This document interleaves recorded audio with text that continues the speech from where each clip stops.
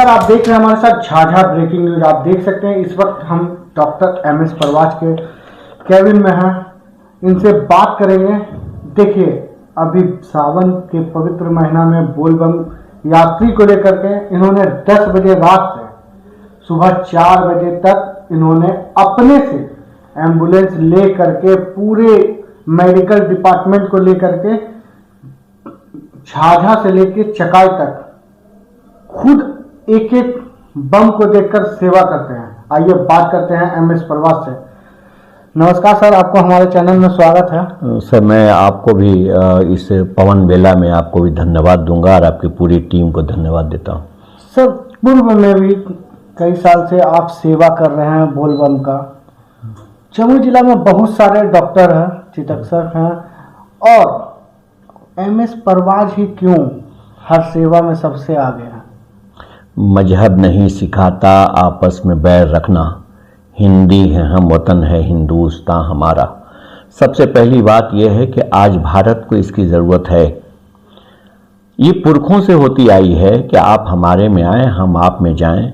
ये तो हमारी सौभाग्य है कि चूँकि अगले साल भी हमने अपने कंवरिया लोगों के लिए शिविर लगाया था, और इस बार भी समझ लिए कि हमारी नई योजना आई है, और बल्कि सभी थाना को इन्फॉर्मेशन भी कर दिया गया है। क्योंकि मैं रात में खुद चलता हूँ, इसलिए सोनो थाना को भी कन्फर्मेशन है, भटिया थाना में भी कन्फर्मेशन है, और चकाई थाना में भी कन्फर्मेशन है। हमारी पूरी टीम रहती है, नर्सेस हैं, दवा है, और ऑक्सीजन के साथ एम्बुलेंस, कि जंगल में कहीं कोई एक्सीडेंट नहीं हो जाए, कोई दुर्घटना नहीं घट जाए। उस समय होता है क्या कि बहुत सी दुर्घटना होने के बाद बहुत परिस्थिति गंभीर हो जाती है। तो मैंने सोचा क्या कि 11 बजे से 11:15 बजे से हम लोग निकलते हैं। जैसे कि कल 11:05 में निकला था हम लोग, तो आज हम लोग ऐसे है कि सोमवारी का दिन जब ऐसे उधर ये होता है तो हम लोग सवेरे निकल जाते हैं। तो जिस दिन ऐसा ज़्यादा भीड़ होने की संभावना होती है तो रविवार के नाइट में ज़्यादा भीड़ होती है, तो हम लोग सवेरे निकल जाते हैं। वैसे रोज़ाना 11 बजे निकलते हैं और भोर 4 बजे, कभी 3 बजे, कभी 3:30 बजे हम लोग वापस आते हैं। क्या क्या सेवा देते हैं सर? सेवा ये है कि कोई भी गाड़ियां अगर अटकी हुई हैं, कहीं रुकी हुई हैं, तो हम अपने गाड़ी को रोक देते हैं और रोक कर उनसे पूछते हैं कि आप क्यों, क्या हालत है, क्या बात है, कहीं अगर कोई दिक्कत हो तो आप बताइए।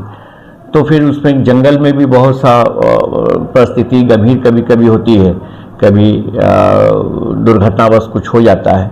तो उस समय हमने ये सोचा था कि नहीं, ये पूरी महीना हमारी भगवान शिव के अर्चना में और सिर्फ भगवान शिव के भक्ति में जो लोग आए हुए हैं, ये हमारी सभ्यता है, ये हमारी मज़हब इस्लाम भी सिखाता है कि सभी के मजहब ऊंचा चीज़ होती है, होना ही चाहिए। सेवा कुछ कहना चाहेंगे सर?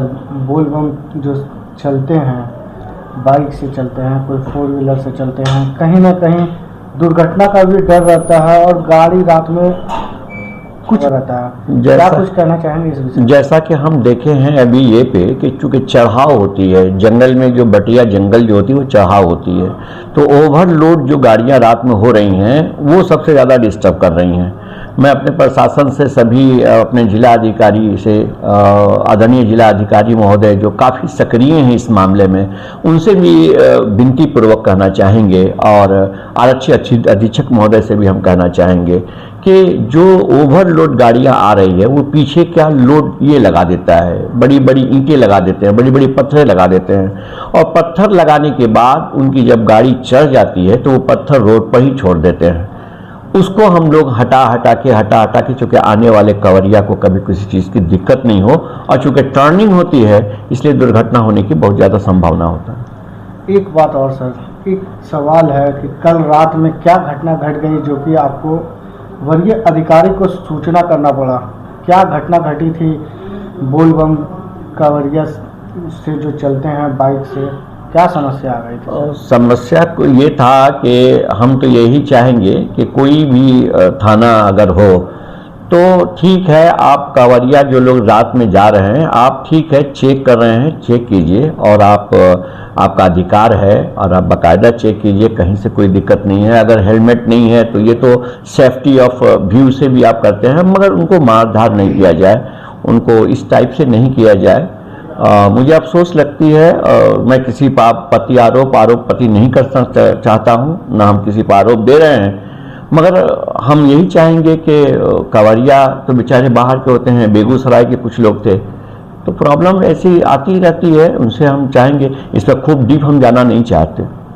लगता है यहाँ सभी जगह कैंप भी लगा हुआ है, लेकिन आप अपने रिस्क पे रात में 11 बजे निकलते हैं, कहाँ से प्रेरणा मिली है सर? देखिए, सबसे पहली बात है कि ये तो बहुत ज़रूरी काम था, हम लोगों ने हम तो सोचते रहते हैं कि जो काम होना चाहिए। अब जैसे मान लीजिए दुर्घटना रास्ते में कुछ हो गई, बम के साथ कुछ हो गया, तो वहाँ तो अंधेरे में कोई मिलता ही नहीं है ना, तो हम लोग क्या है कि सायरन बजा के समझ लीजिए कि रात में जाना, रात में आना, रात में जाना, रात में 6 टीप हम लोग लगाते हैं, और अक्सर बेशतर हम वो कुछ न कुछ मिल ही जाता है। हम लोग समझ लिए कि उनको सरकारी हॉस्पिटल पहुंचाने या तुरंत उनको कोई सेवा देना हो, या पेट्रोल खत्म हो जाए, एम्बुलेंस किसका?